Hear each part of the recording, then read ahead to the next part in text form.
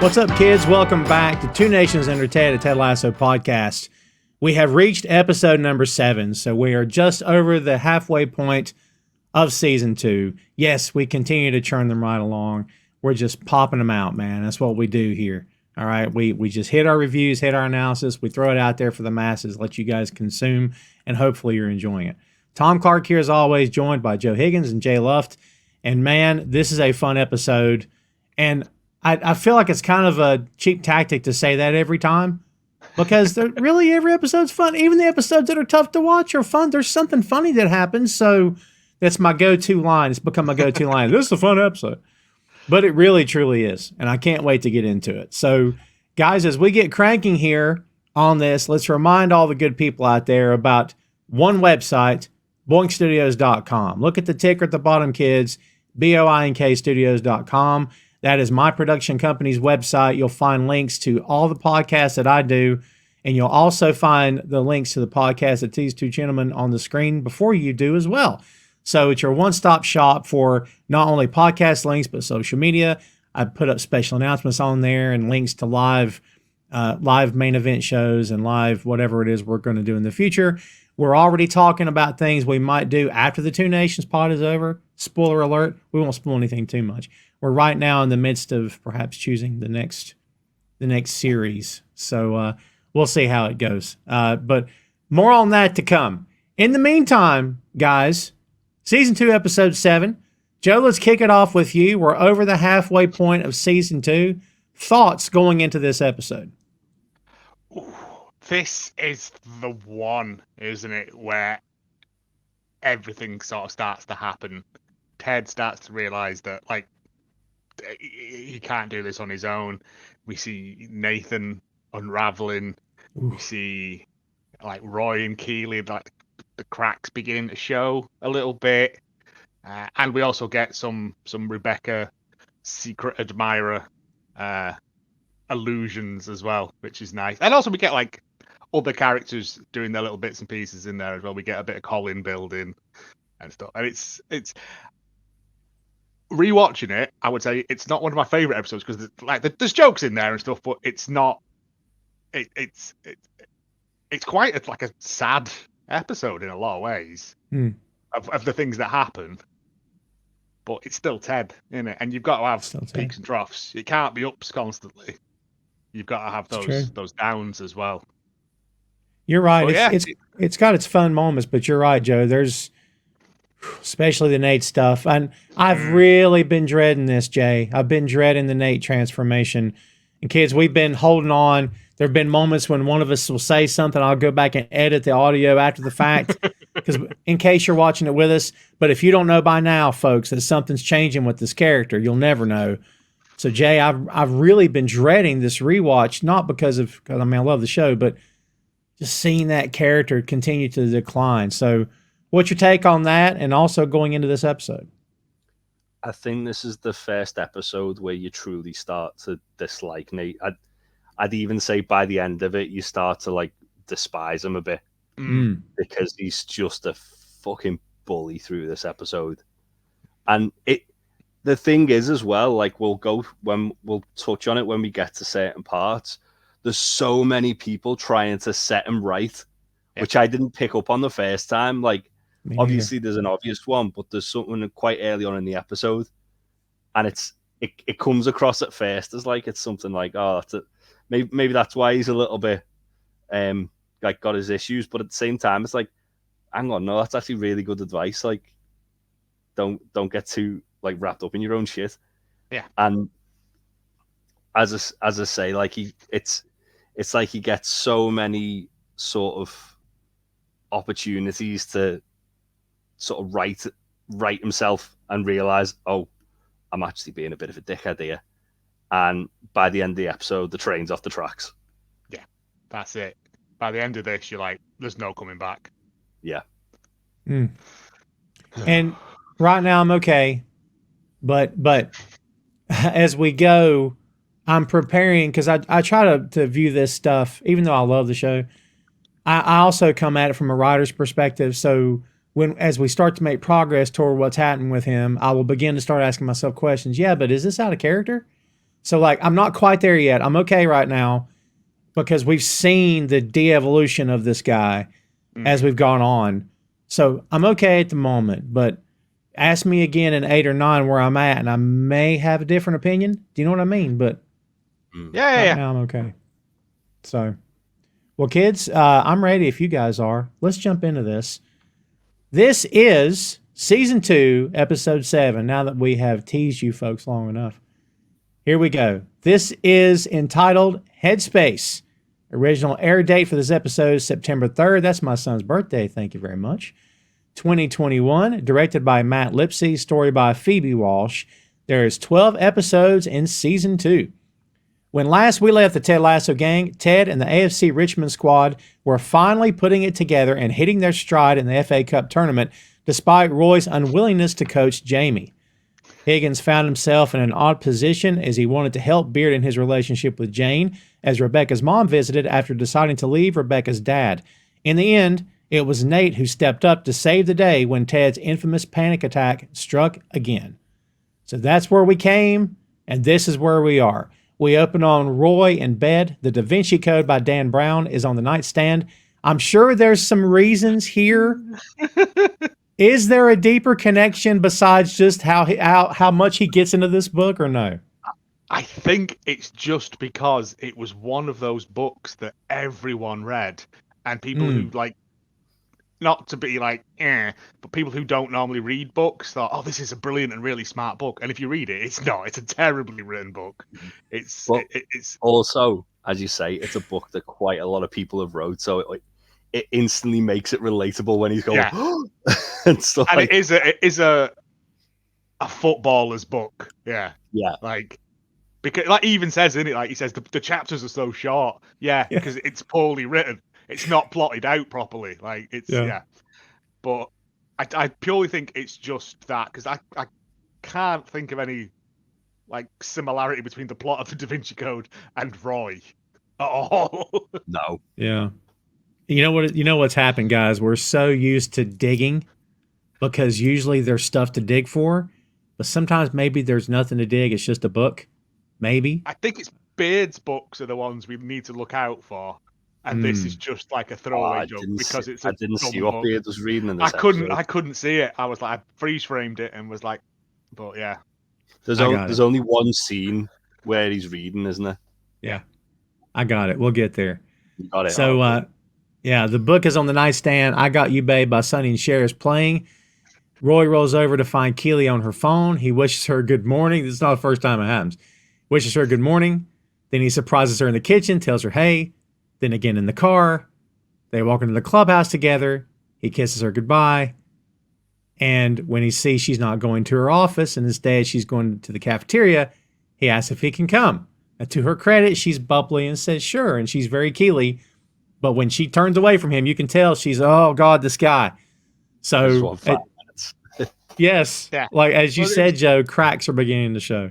Yeah, it was the I Got You, Babe thing. I was like, this is Groundhog Day, isn't it? This is the same thing day after day, and this is why. I like the fact that's just become shorthand as well now. Like, I Got You, Babe is just shorthand for this is the same. This is day in, day out. I was like, it's good. But yeah, she's like, because it leads into another scene, doesn't it, as well? And it's kind of like it does a good way, as you say, with like the shorthand for Groundhog Day. It does a good way of illustrating that, like, this is very much the status quo for how it's been for however amount of time. Yeah. Which we find out, to be fair, hasn't been a long amount of time at all. But no, and like still... I get it. Roy's found someone that he genuinely likes him back, has helped him, they've helped each other, and he just wants to spend all his time with her. But also as well, like, he's probably got like underlying like abandonment issues from getting sent up to like the other end of the country when he was a child. And that's probably why he's so clingy, because he's like he doesn't want to be like sent off on his own again. Well, we assume he's never had this level of relationship before with anyone. It's always been people that have stole his watch. You know what I mean? Yeah. It's so this is the first. Tell us on his phone, Joe. Yeah, but this is like the first adult relationship he's had with someone. Maybe the first time ever that he's had a full-time adult committed relationship, and maybe her too. Like full-time committed adult relationship, not a fling, not an affair, not a series of one-night stands. She was with Jamie for X amount of time, wasn't she? I think they established, don't they, though, like quite early in the season, like when she has that conversation with Rebecca, like she has very much like a type, and that's like footballers who are younger and like more dense than her. Yeah. That she can kind of like not control the relationship, but she can kind of be like the brains of the relationship. Whereas she's got Roy, who's like a similar maturity to her. Yeah. And who largely they're very alike and they want similar things. But sometimes it's one of those things where you're like so alike someone that you start having that kind of like sticking point. Yeah, it's opposites attract, but in this case, not. And plus the name of the song is "I Got You, Babe." In other words, I got you. You know what I mean? Yeah. Like you're not going anywhere. I got you. So if you dig deeper, very it's sinister way of looking at it. Yeah, right. It's a little bit more intense. Like you got me. Oh, I can't move. I can't. You know what I mean? So like, yeah. Ooh. So we see Nate. He's on his way to his parents. He's very much into his phone, reading his own press. Take note of that, kids. It never ends. His parents, played by Peter Landy and Neelam Bakshi, and his dad's reading the morning paper. Do people still read the morning paper at their kitchen table? Anybody? It's one of those things. Like a lot of it's genuinely like an older people thing. I think where like they'll either go to like the corner shop to get the papers, or sometimes people do get them delivered. But it's definitely like an older generation thing. A lot of people now just do it on their phones as opposed to getting an actual school. On public transport, there is a free newspaper you get on the bus, which is I believe owned by the Daily Mail. So don't read it because it's trash. It's trash anyway, but don't read it because it's right wing trash. Yeah, even better. Even better. What's cute here is that Nate's going to sit down, Jay, and he finds a box in his chair, and it's a throwback. I just think that this whole scene's great because Nate's dad's one of those characters who when you first see him, you think, oh, he's a bit of a dickhead.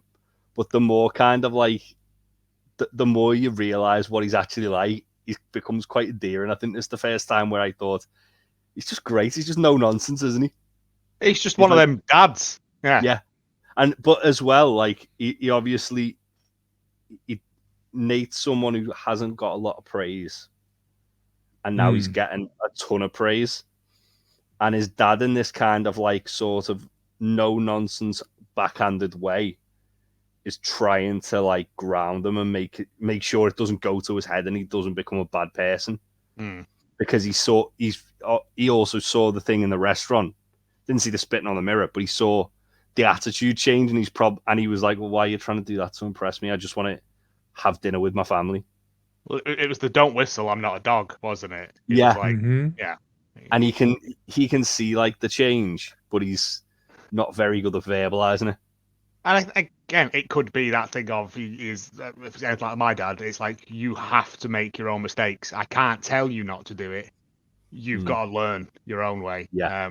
But yeah, his dad in this is just like, because he's like, oh, look at that on the back, and he just gives it a cursory glance and then goes back to what he was doing. I do like that. Sorry, just when he picks that box up as well, he goes, oh, that's a good one. Puts it to one side. Yeah, his mom is very sweet and loving and hugs him. His dad does not acknowledge him. I don't think he ever takes his eyes off his paper until Nate sees his own picture on the back of his paper. He says, oh, they'll let anyone in the newspapers nowadays, won't they? Hoping his dad will go, oh, good win, son. He's never going to get that from his dad. Ever. You know what I mean? So instead he gets, and this will cheer you up, kids. This will motivate you. They say humility is not thinking less of yourself, but thinking about yourself less. And in parentheses, my note is asshole. Sorry, I mean, I know what Nate becomes, but his dad doesn't know that yet, you know? I disagree. I think his dad's seen signs of it with like the Really? restaurants. Okay. Yeah. With the whistle and the bit more cocky and a bit more self-confident, and his dad's obviously realized that Nate's like kind of been very sheepish all his life, and all of a sudden he's got this like massive positive reinforcement. And I think it's more his dad trying to give him advice, just not going the best way about it. I mean, for me, I think I'm still at the point where I'm still connected to this guy, and like I'm just, again, man, I'm very much dreading what's coming. So, you know, maybe that's the part of me that thinks that he's up on him. He's, you know what I mean? Give him some positive reinforcement. But yeah. But he's like, if his dad did that, if my dad did that, it'd freak me out. Like, that's fair. I'd be like, why? Are you dying? What's wrong? Yeah. Are you sick? Yeah. Yeah. It's that thing though, because it's like that's like dads show love in different ways. Like you know, he's proud of him. Like he's not ashamed of him. He doesn't hide him away. Right. But it is just that thing of him coming in with the flowers, acting like, you know, Charlie Big Potato, and he's just like, just remember who you are. Yeah. I think that's what he's basically trying to say is like, don't believe the hype. You're still Nate. Yeah, that's fair. Yeah, don't get too wrapped up in it all, because you'll only start like negatively affecting relationships with people. And as soon as you start believing your own nonsense, that's when it. Yeah. I think that's I wrote down that's actually the best advice he gets all episode, because it's straight to the point. It's not the best delivered, because at the end of the day, like from the way Nate's as far as Nate's concerned, it's just his dad being a dick to him, because that's just his dad. But from maybe it's because this is like the second time I've watched through it, and I'm picking up on it more because I know what's coming. But it's a bit more like, well, actually, his dad telling him that is exactly what he needed to hear, because everyone else is, like we'll see later in the episode, is still kind of not babying him, but, you know, still sort of mollycoddling him a little bit. Yeah. Which we'll get to when we get to it. But I think that his dad's almost more direct, but not direct approach is what Nate probably needed then. But obviously a lot more direct than what his dad was doing. It all goes back to what Keely told him however many episodes ago when she said, you don't want to be famous. No. Like, for me, it all goes back to that, because she knows and she sees. And for all we know, at some point, she allowed things to change her as well. Like, maybe the Keely we saw in season 1 was the Keely who had gotten past that and was okay now. You know what I mean? But maybe it changed her too at some point. And she knows from experience you don't want to be famous, because not only is it hard to live with, but it's hard to live with up here, maybe. Yeah. I don't know. Could be. Well, she says, doesn't she, that like people just see her as one thing and one thing only, and like she's got so much more to offer, which she shows by taking the PR job in the club. True. Yeah. Smart cookie. So Ted walks into Dr. Sharon's office and thanks her for helping him out. Kids, we know at the end of the previous episode that that Dr. Sharon found Ted in her office and he was asking for help for the first time ever. So that was big. And he says he doesn't know. He says, look, he said, I think I'm all better. I'm fine. I don't know if this appointment's even necessary. She ignores him, doesn't even acknowledge what he says, and lets him in. And the next few moments are physical comedy from this guy from Sudeikis is off the charts, where he's fidgeting and he can't be still and he's doing this. And, you know, he hits the couch and I'm going to lay down, and he tries this, and then he puts the pillow under his legs for back support. And it seems like it goes on for a half hour. This whole bit is so good, man. But he's obviously uncomfortable. He's talky. He can't get situated. He's nervous. And so when he's laying on the couch, like, how does this look? Is it okay? Is it too caskety? Which really cracked me up. Especially he's on his side. It's like summer camp and we're in bunk beds telling each other stories. That's right. It's like, but Dr. Sharon's just stood there the entire time. He's just letting him get all the nerves out. Well, get all his Tedness out of him and like tire himself out like a toddler. Like, yeah. And then she's like, maybe just sit down. And he's like, oh, okay, then fair enough. Like, after he's done his bits, right, we can have an adult conversation now. Because otherwise he'd have kept fidgeting. He still does all the way through this meeting anyway. But it's just letting Ted get it out of his system so that he can be helped. But yeah, it is very, very, and it does go on. But yeah. It reminds me of that scene in Knocked Up when he's got all the chairs in the hotel room. Yes. Yeah. He's moving chairs. Oh, that's a great scene. So, he finally sits down directly across from her and says, quite intimate in here, you know, close quarters. It's like we're on the episode of The Sopranos without all the gratuitous violence, which is a good thing, but a lot less spaghetti and clams too, which is a bad thing. And he's 1,000 miles an hour, can't stop talking. And then he sees the drinking bird on her desk, which I'm sure is a huge metaphor for something else, or at least I suppose it is. And he has to comment. He has to comment on the drinking bird. Then he sees the tissues on her desk and asks about that. You got tissues over there? And she says, yes, tissues. What are those for? Sometimes he gets a bit emotional in here. He goes, uh-huh. And she goes, well, not always, but sometimes. He goes, yep. So he's still chomping at the bit. And she goes, sometimes people just sneeze, which is good. It's like he's trying to deflect it all back to her, isn't? And because she's done this dance 1,000 times, she knows, I'm just going to let him get it out of his system. And then it could take one moment here, it could take a few sessions, but she knows it's all about patience and just letting him kind of get it out of his system. Yeah, he's got to tire himself out. And when he's got nothing left in the room to point at, that's when we can start drilling down to the bedrock of what's going on here. But also as well, he does say the whole, I'm not a quitter. I can't remember if it's this one or the next one. And he's like, I've never quit anything in my life, so that's why I'm back to kind of do this. See, I had a thing with this, because with this and the second time he comes back, I'm like, it feels like he's going through very quickly, like the 7 stages of grief sort of thing. Because with this, he's like ignoring it and trying to make jokes about it, and in the second one, he comes across as very angry and denial about the whole thing.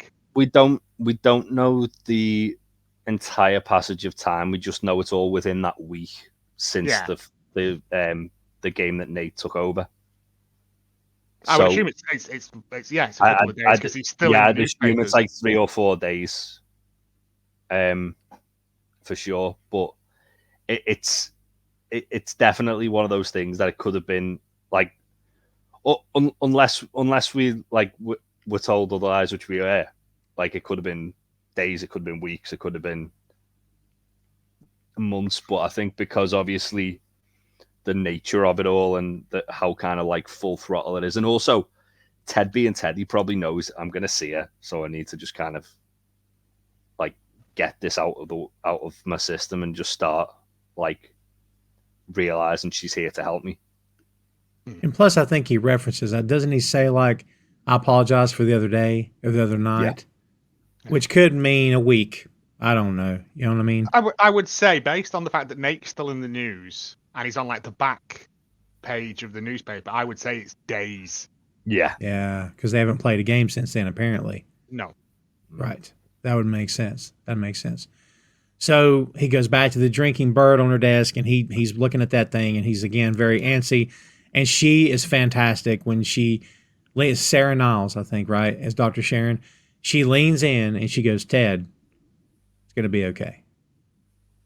And it's like, what a great line. Like, it's great. You know what I mean? Because it immediately calms him down. And she says, don't worry, is what she says. And he goes back to the bird, waits for it to stop. And he says, okay, what do you want to talk about?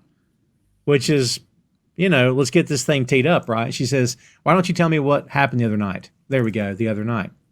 He says, yeah, I don't want to do this. And then leaves and just goes, which is awesome. Now, the second visit back is going to be a much different Ted, kids.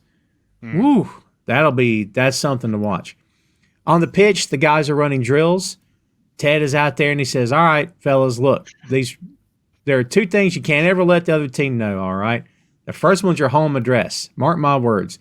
You'll start having food deliveries and SWAT teams showing up 24/7, which is nuts. Because in my day, all we had to worry about was cranking phone calls. Then with the advent of caller ID, that joy got 86 from the prank menu, which is a darn shame because the Jerky Boys were a national treasure. Y'all should give them a Google sometime. Oh, mate, that was like, I've not thought of the Jerky Boys in years. Yeah. Same. Yeah. Yeah, we had the comedy CDs. We were passing them around, me and some friends of mine. Yeah. Funniest thing I'd ever heard. Yeah.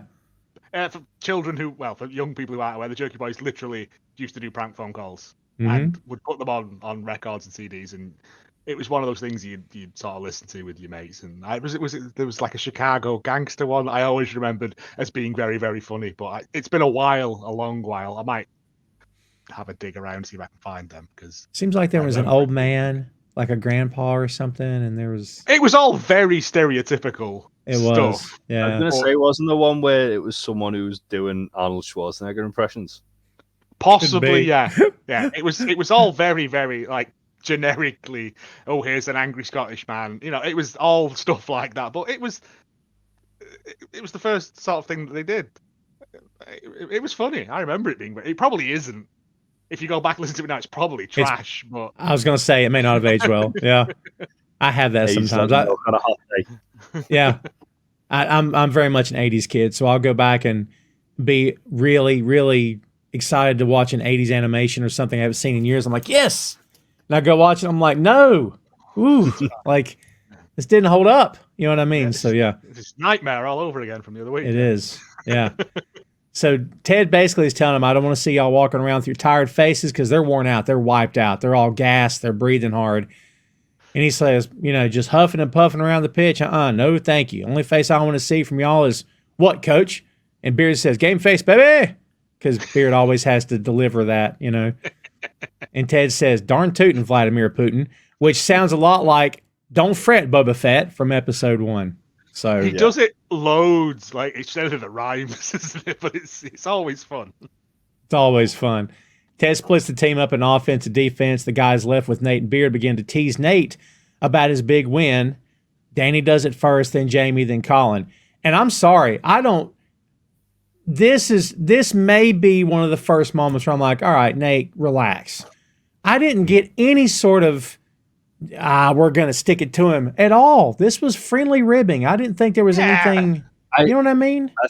So I think it's because Colin and Isaac used to bully Nate like the worst, that Nate's kind of like now thinks, well, I'm better than you. And it's like what he says to Colin later in the episode, which is one of the worst scenes in the entire show. I think it's horrifying.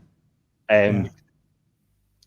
But you can tell Colin's like just having like a little bit of a laugh and a joke, and Nate's just like, well, I had to sit you down, didn't I? Because you weren't playing well. Mm-hmm. And then it's when he tells him to sit out, and Beard, you can see Beard's just watching and being Beard about it. He does that weird face, yeah. And then he just like he basically tells Colin not to bother training. All the goal scorers go over there. Colin, you can sit this one out, yeah. Yeah. Colin I never thought it was vindictive ribbing. It's like it's the stuff they've done all the way through it in the locker room and stuff. It's just there's no malice behind it. They're just and they're happy for him. Like he's got what he wanted. Mm-hmm. Yeah. Although they do keep referring to him as the Wonder Kid, and isn't it here where he says it's Wonder Kid? I did say that. Yeah, but Mas does say, well, you didn't actually. You got it wrong later in the episode. Can always count on Jan Moss to bring the truth. Correct people. Jan Moss is brilliant in this episode at times. He's always so good. He's only in like fleeting moments, but whenever he's in it, he's fantastic. It's gold. It's gold every time. What's great is Colin. Go ahead. No, you're right. What's great is that Colin, as this happens, is shaken, but I am a strong and capable man. I'm a strong and capable. He says it to Beard, and he's like, that's my mantra. And Beard only responds with, cool. That was it. Because Beard is an enigma. He's a mystery wrapped in enigma inside of a riddle. So Beard at that time, I think he's still figuring out like what's going on, like properly going on with Nate Steele. Yeah. And like it's one of those things where you can tell he's kind of like, right, I'm keeping an eye on this situation right now, because this could get real bad real quick and disrupt the harmony of the team. Because one unhappy player can lead, as we've seen with Jamie in the previous season, one unhappy player leads to a team of unhappy players. Mm. And it's interesting the way Beard's like he doesn't he just kind of leaves them to it at the moment, doesn't he? He doesn't interject, and maybe he should have.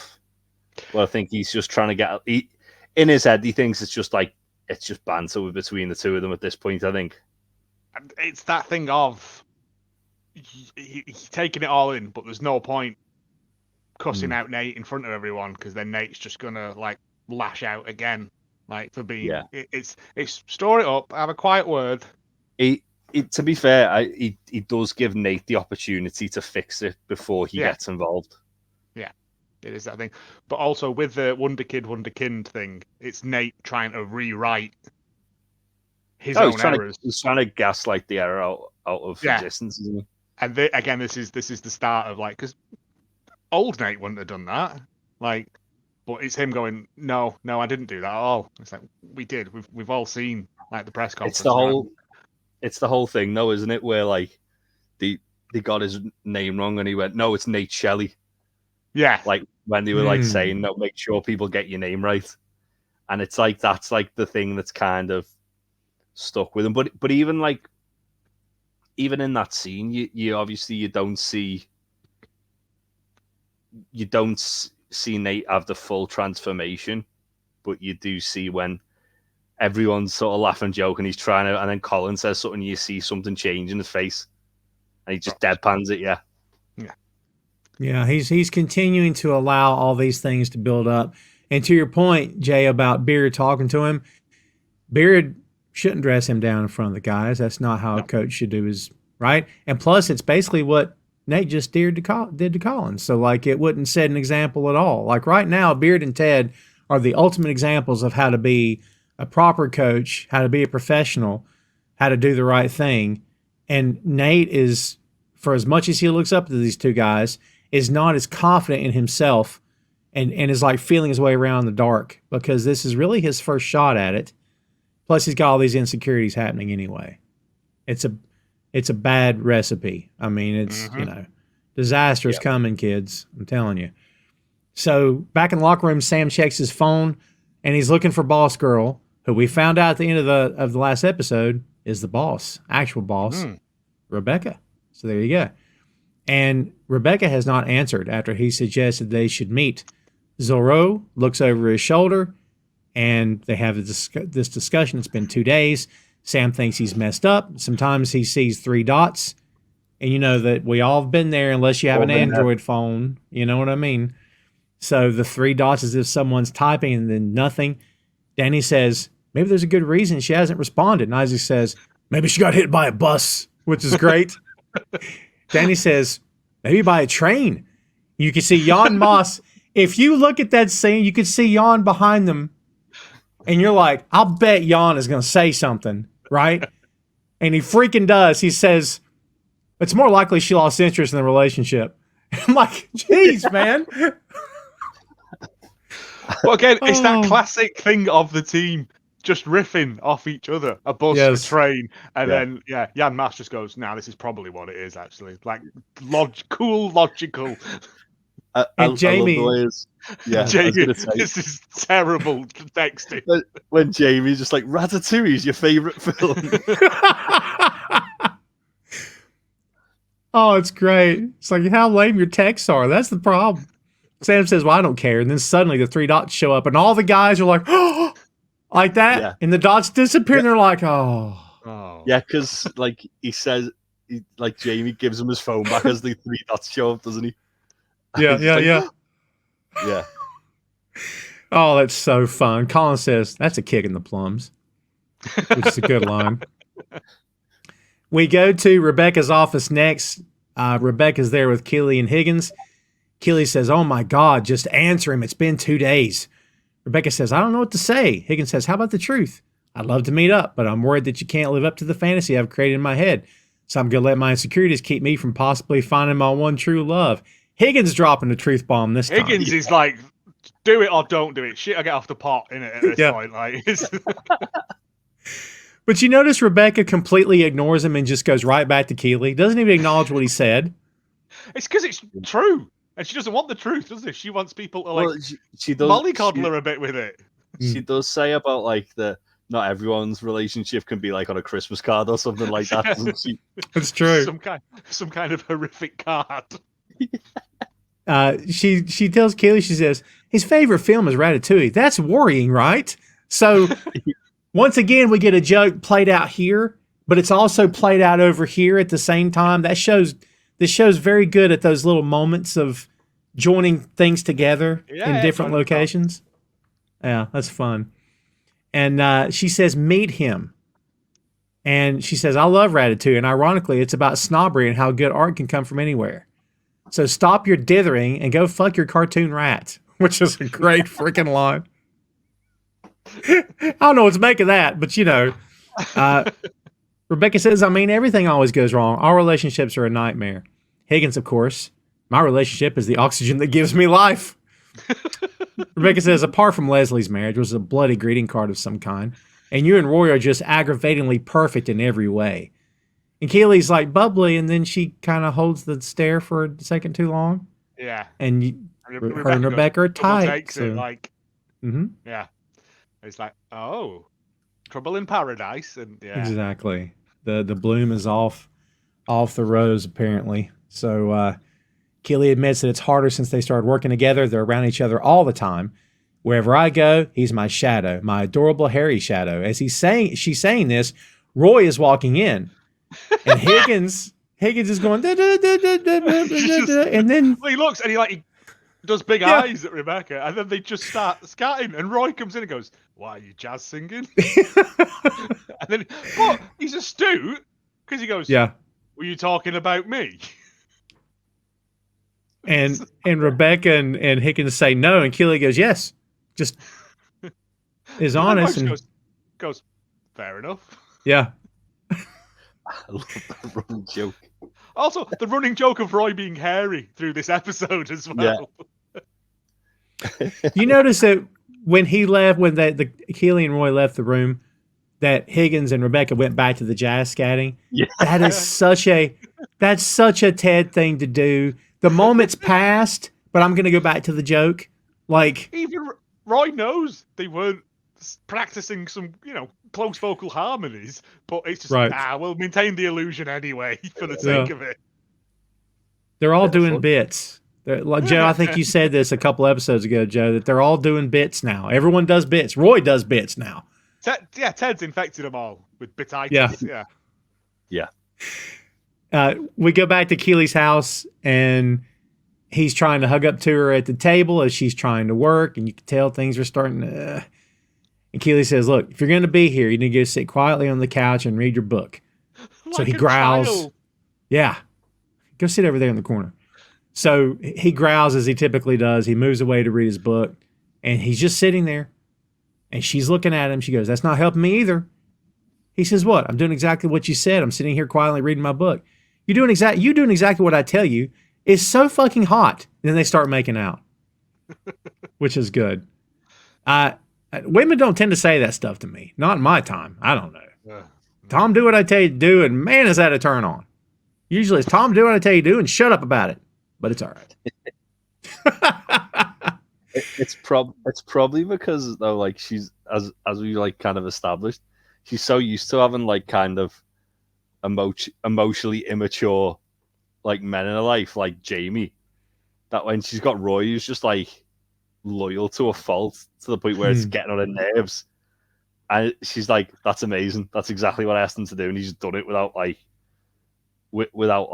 putting up a fight or trying to, like, just not listen to me.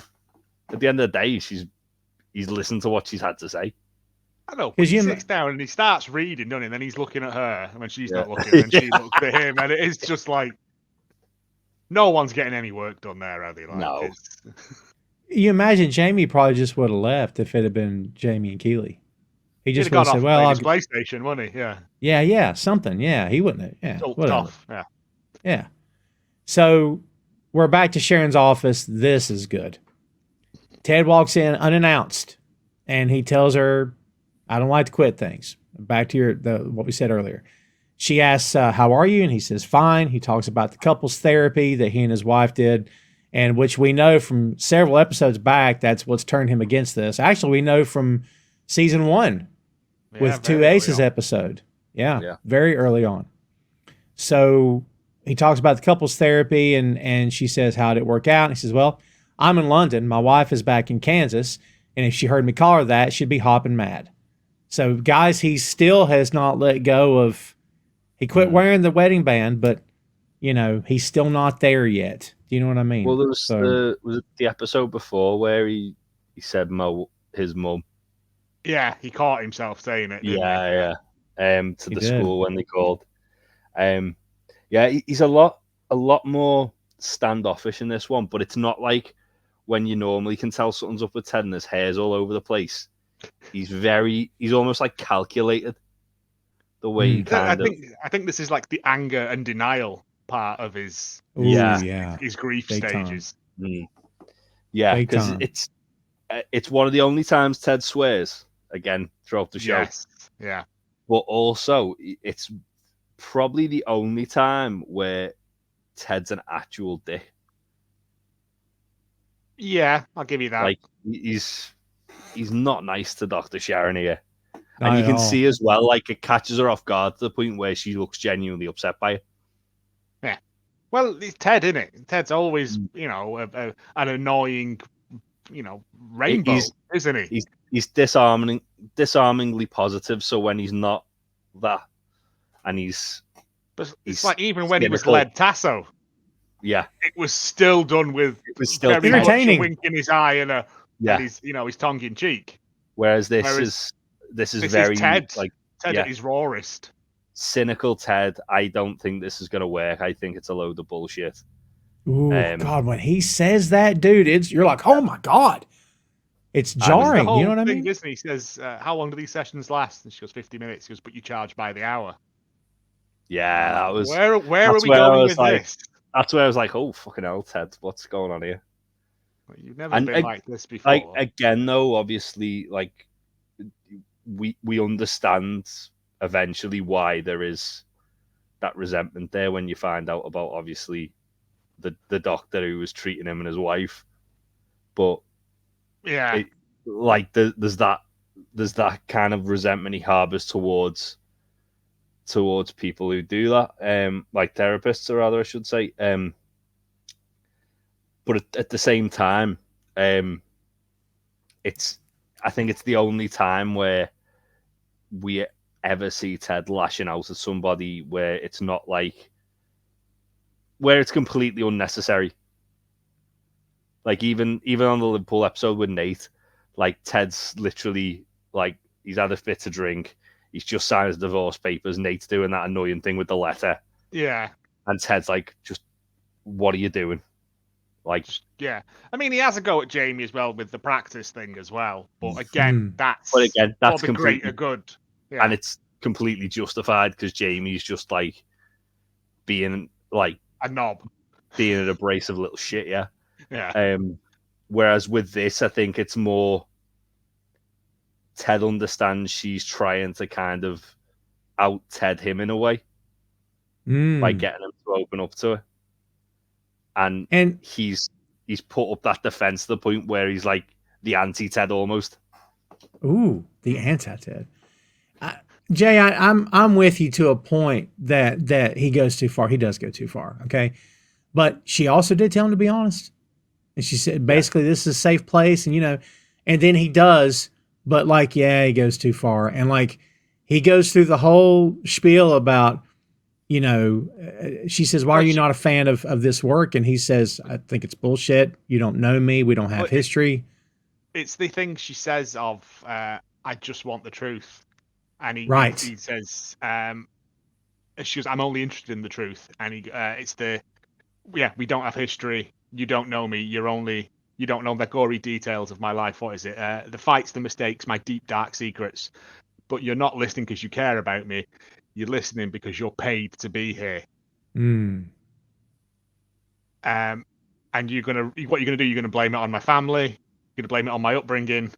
You're only interested in truth, but you charge $50. You charge an hour's worth for 50 minutes of work. It's bullshit, and stomps off and I'm like, fucking hell, Ted. And slams the door. Didn't close it. I mean, off the hinges slams it. Listen, thinking back when you first watched it, did you expect him to come right back in and apologize? Because I did. I honestly did, because there is a long pause. And he has stomped off before for a few moments, doesn't it? And then come back in and apologized for I'm sorry for slamming the door, sort of thing. That's the show. That's the show, right, Jay? That's the show saying, let's make him think he's going to come back. I was going to say, though, in a way, it's more impactful when he comes back the following day. Yes, because it's you know for a fact that Ted's been thinking about that, and he's slept on it, and he's gone, that was the wrong way to do it. And again, he's said himself he's not a quitter. So now he's got all that out his system. He's got the kind of almost the facade of all the nervous energy and Ted being Ted. And then he's got all that negativity he has towards it. Then the third time he comes back, he's just an open book. That's it. And Dr. Sharon's a professional. She probably knows this is the procedure. This is what a lot of people with carrying this amount of guilt and trauma around with them do. You've just got to ride it out. But to hear that coming from Ted, she does look genuinely, taken aback by it, because we've never seen this version of Ted. And what's fun is, it's, again, guys, we've said since episode 1, all they do is plant seeds. And we're starting to see seeds, blossom through this show, because the next scene we have is Rebecca accidentally, she bumps into Sam in the hallway. We should also say, before the bumping into Sam happens, she's on her phone on Bantr. Nate is once again reading his own press. He cannot stay off of social media. He's just absorbing and he's smiling. He's so into it. But that's when Rebecca bumps into Sam. They both apologize to each other, and Sam goes, these machines, we're so connected, yet we've never been further apart. And then she smiles and everything's real quiet. And he goes, is that you were going to say that? And she goes, yes. And then they awkwardly say goodbye. To me, this is a seed planted of, they're cute. And we know, they don't know yet that they're, but you see where I'm going with this? Is that a seed planted of, they're going to be fun, but do they really have enough to, do you know what I mean?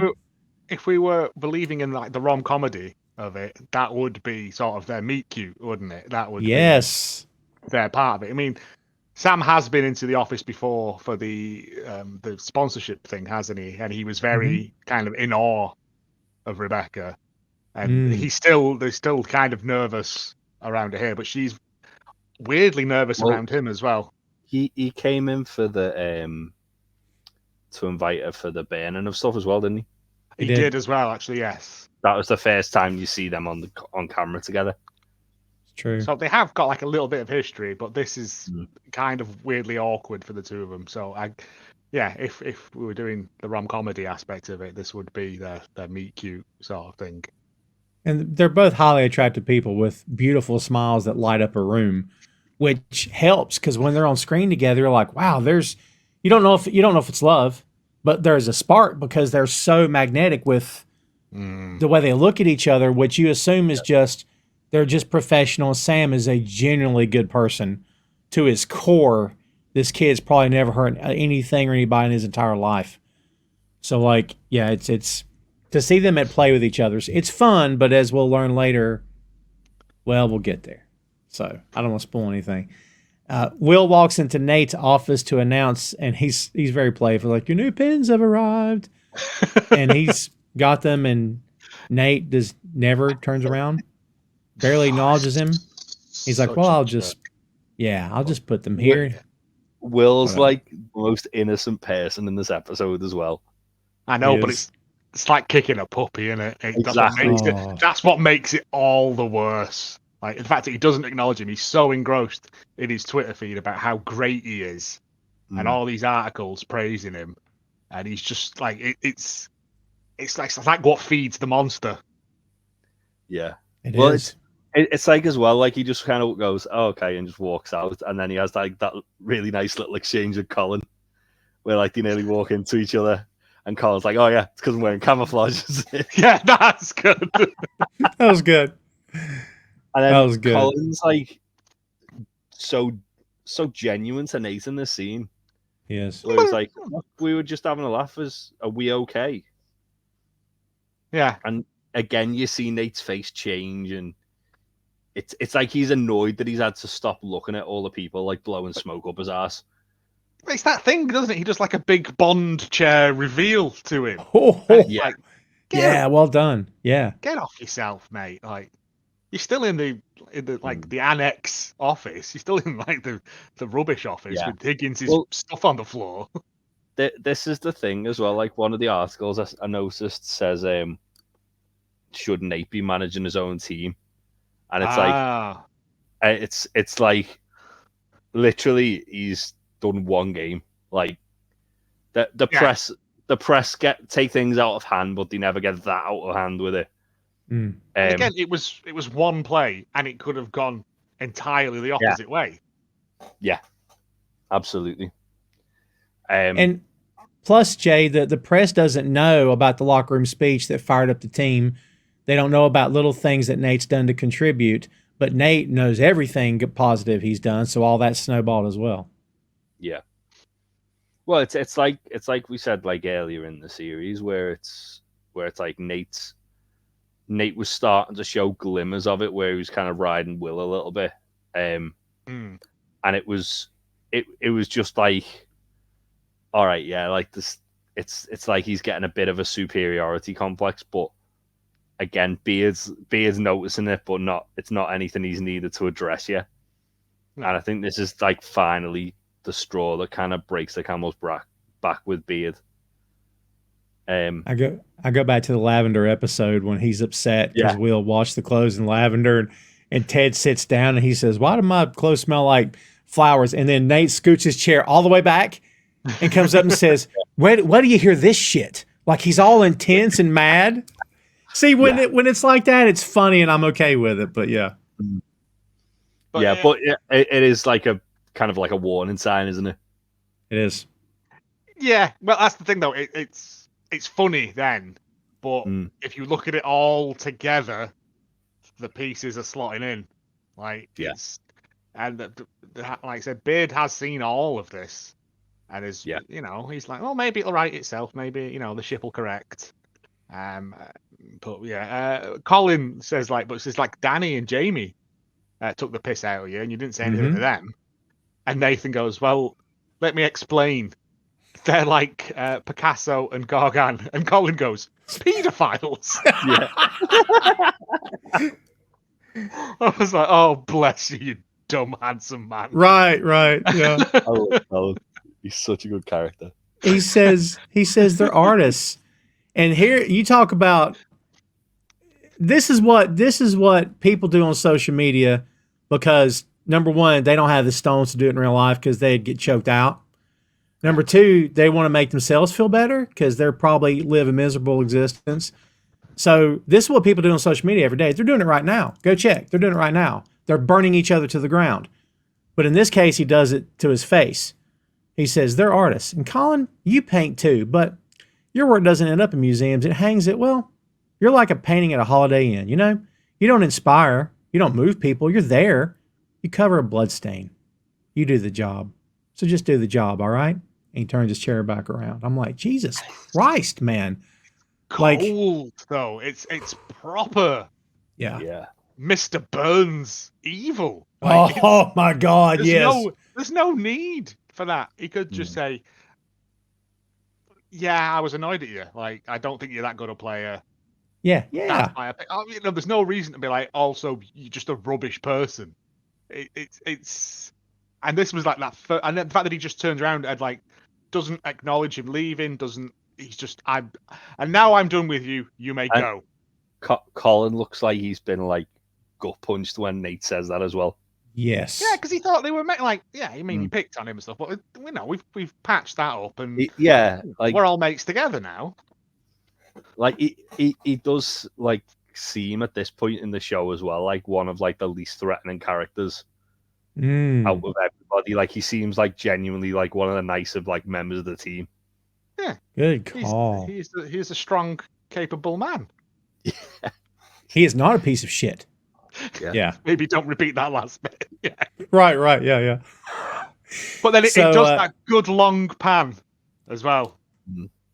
And Beard's Yep. Beard's just sitting there watching him. Beard is reading About a Boy by Nick Hornby. That's the book he's reading. Right. There you go. Right.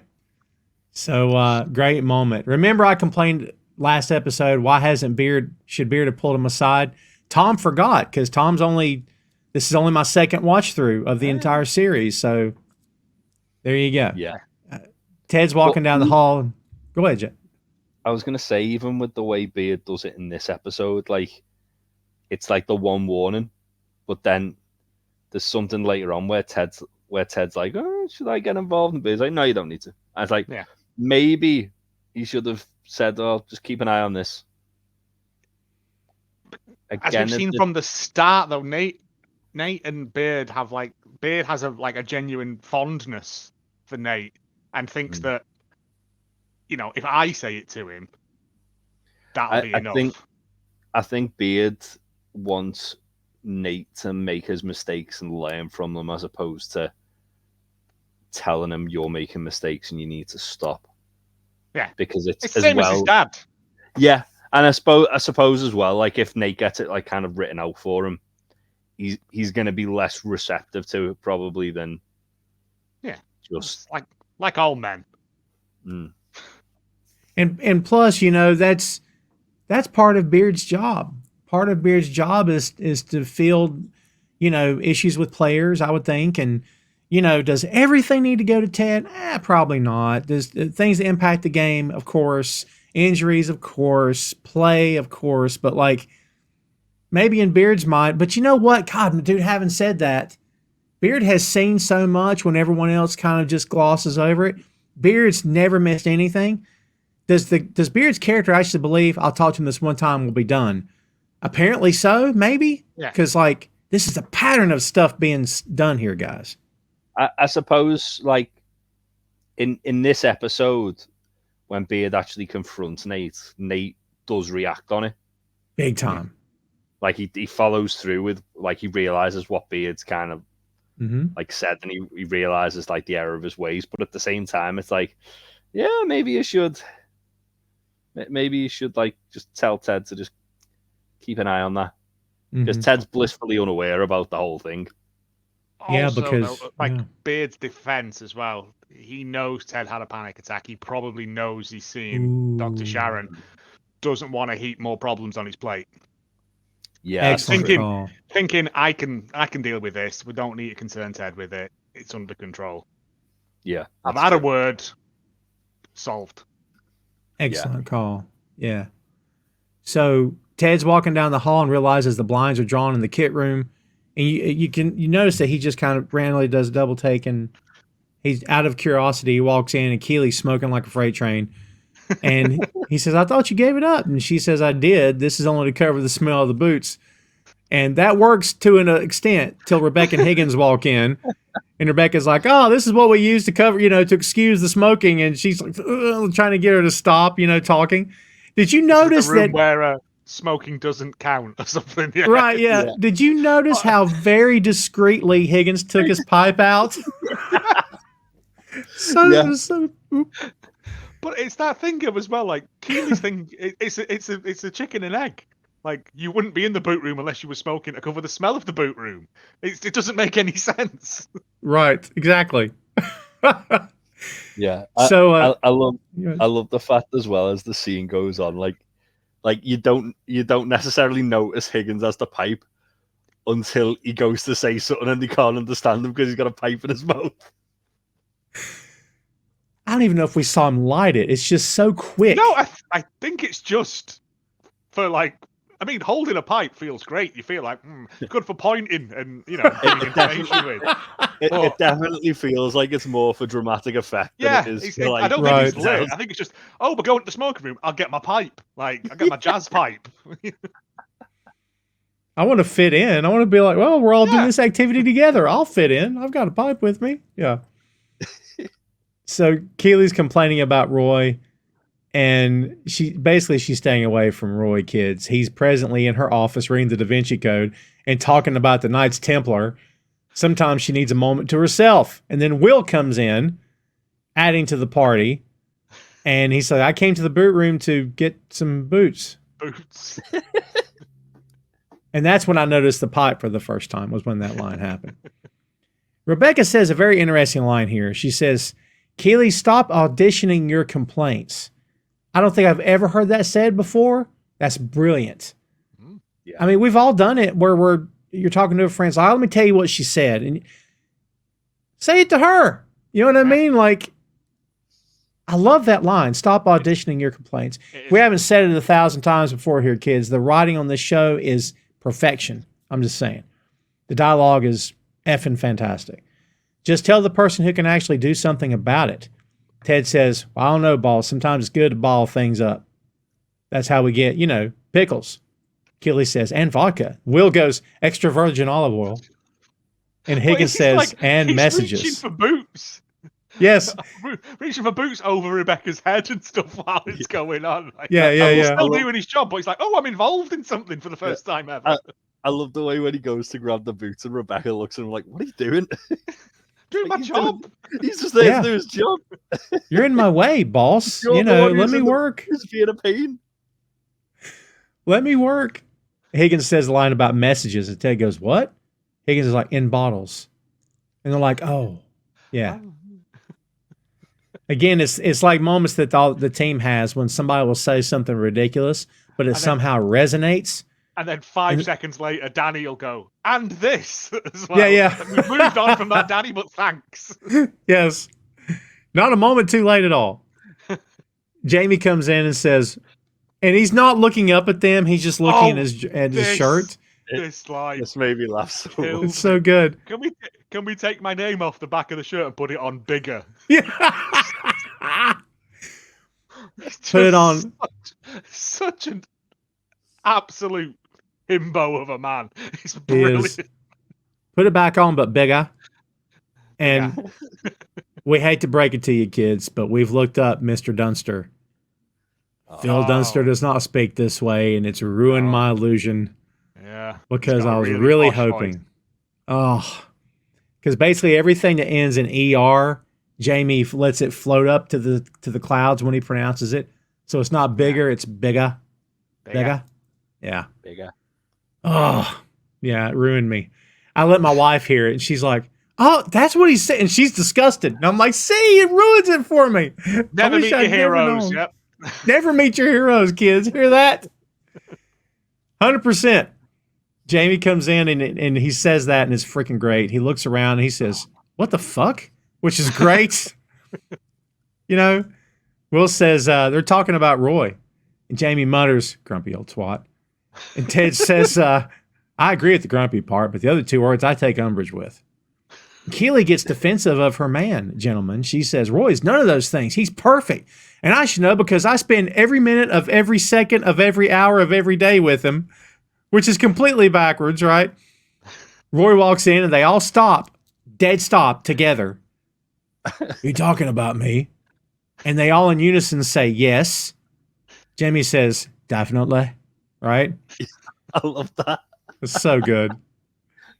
And Roy just goes, all right, you ready to go? And like, he's fine. He doesn't care at all. Doesn't care at all. And you know what? Knowing what's coming between these two, this is also, and this is probably why it stings him so much when he finds out the truth.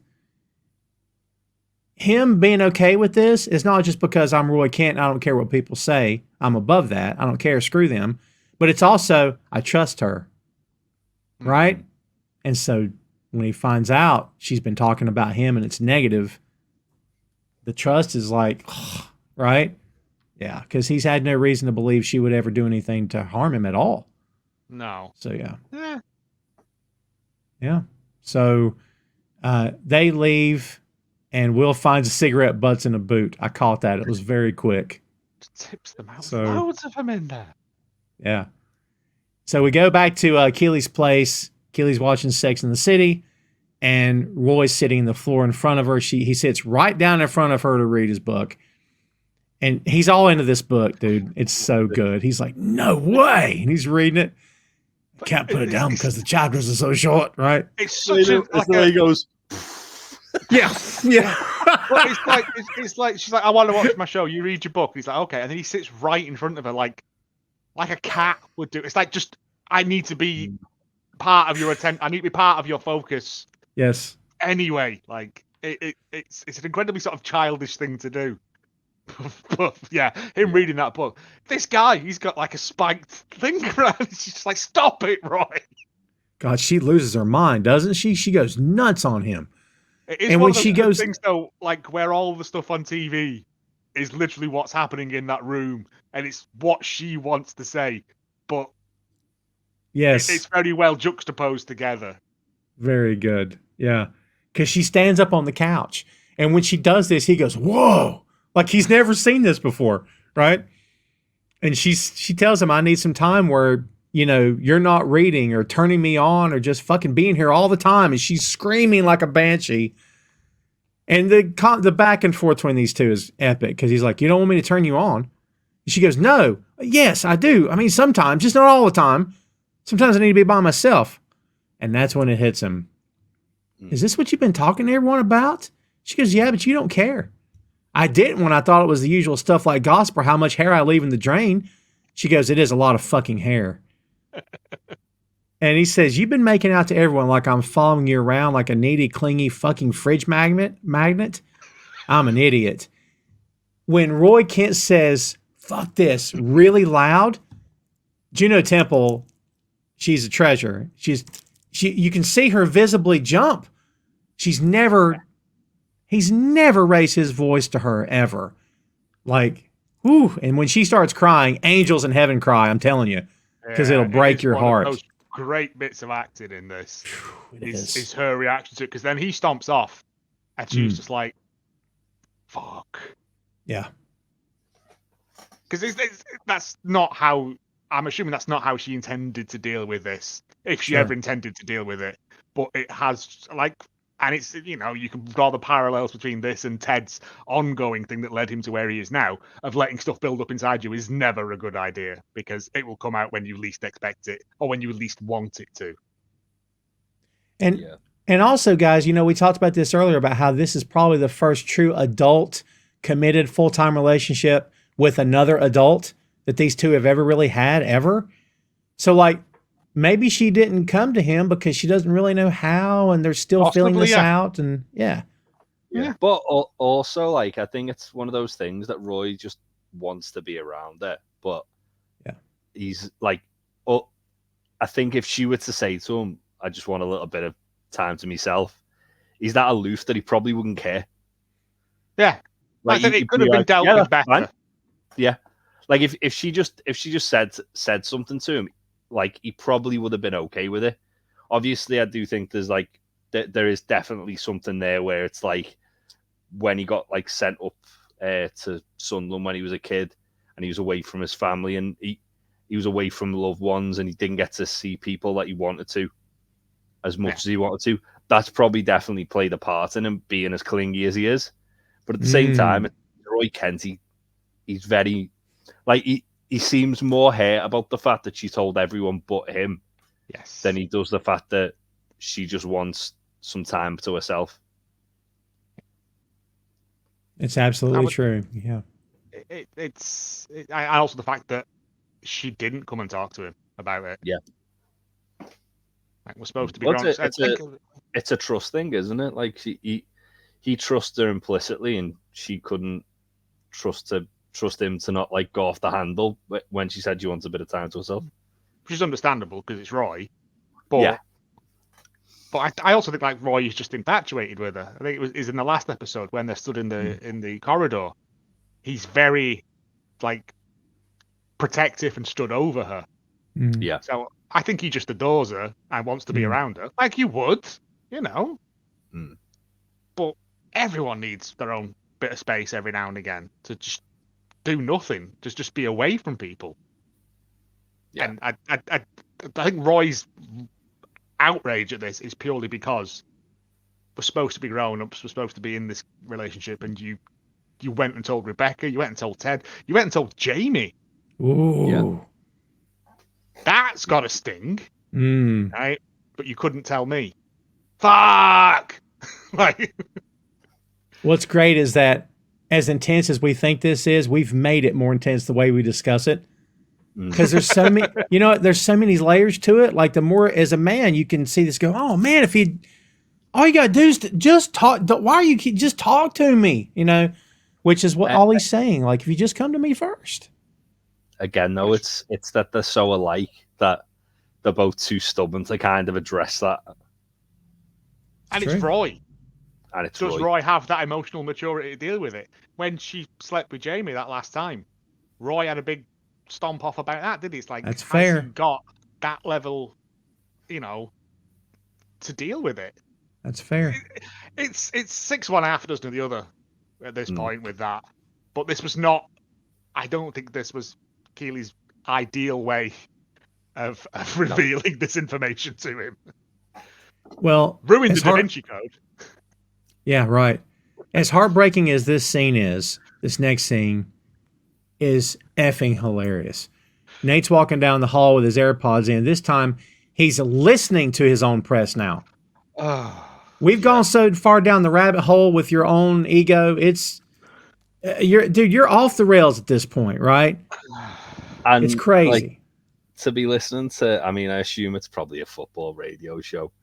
And it's just bollocks. Like, it's like Roy said, isn't it? It's like we sit here and we talk about this and we don't know anything what's going on. Yeah, it's literally people who aren't good enough to be managers talking about what managers should do, and it's like, well, why? What gives you any kind of like authority to say half this shit when it's different from talking with your mates in the pub about stuff?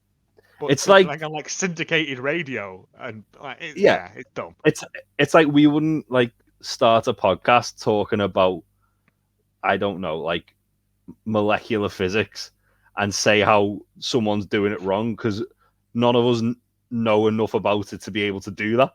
Needs a bigger telescope, mate. Needs a bigger Bunsen burner. I don't know. I don't needs more atoms. I don't fucking know. Yeah.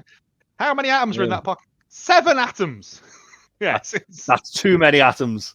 It's it's fun to have opinions on things like sport and stuff like that, but just like pass it off as fact.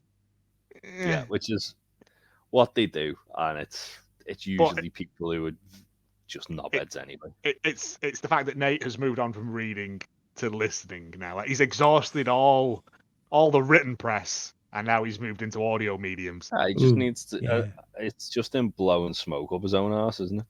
It is. Feeding his own monstrous ego. Believing his own hype. He goes into his office, the lights out, and it's great. It's great. It's visual comedy in this show. They're so good at it. Turns on light, and Beard is just there, staring at him with the hat and the shirt and the coat and everything. And Nick Muhammad is effing great because he looked like he's about to jump out of his skin. I would like to think that was improvised, but I'm guessing it was. Wouldn't it be awesome if like he didn't know that Brendan Hunt was going to be in there and it was legit scared? Like, oh my God, because it looks so good. And Beard says, "You were rude to Colin, not just rude. It was personal and weird." And for the first time in probably since season 1, we see Nate begin to break. And it's almost like it's the thing of, you're possessed, the body of Christ compels you or whatever. And like for a moment, the old Nate came back. We saw him for that long. And he realized, you're right. And he flat out admits he's right. You're absolutely right. He says, did you tell Ted? Nope, this is just between you and me. Do better. Do better. Door's behind you. He's throwing Nate out of his own office, which is wonderful. I love the way as well, like Nate turns around and Beard's Batman. Yeah. He's He gone. goes, hang on, this is my office. Turns around and he's just. The only way it would have been better is if that chair was spinning. Oh, that. Oh. Yes. But, like, oh my if God. you saw Beard just like sat reading his book back in the chair. But did you not notice there's a very quick bit at the end where Nate looks up like he's on the ceiling? Yes. Yeah, he looks up. Yeah. Because he's Batman. He's Batman. Oh, we just keep adding to the mystique of the Beard character. It's great. We haven't peeled that onion. It's coming, kids. Oh, yeah. It's coming soon. Get ready. Really? We're almost there. Keely's in the car park, and Roy pulls up. She says hi. To his credit, he didn't ignore her. He did look at her and acknowledge her and nod. And I think he mouths what's up or hello or something, but doesn't speak to her. And when he walks in, she starts having a conversation for the both of them, which is cute. But, she's very upset about what happened, obviously. And now she's put, we're going back into this again. She's put back into the corner of I'm on defense or whatever because I've hurt him. You didn't really hurt him like it. You know what I mean? Like, you both have a solid point, but it's going to be up to Roy to bring this thing full circle, and he does. Yeah. We'll get there.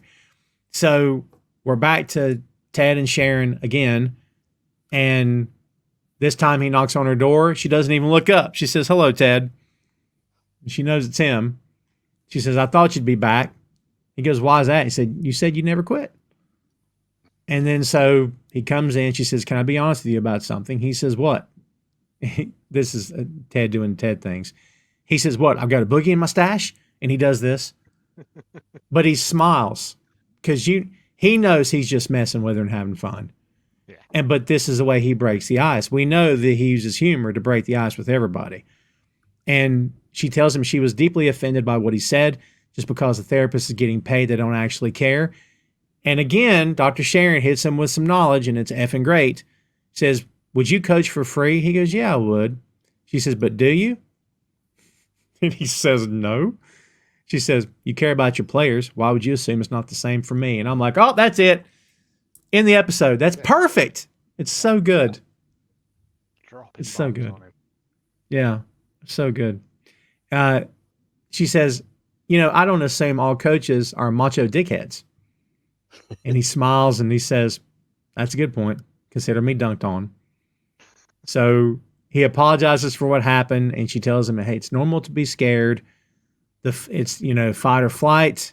The response kicked in. You managed to do both. It's impressive range." And Ted says, "Watch your back. Watch your back, Glenn Close."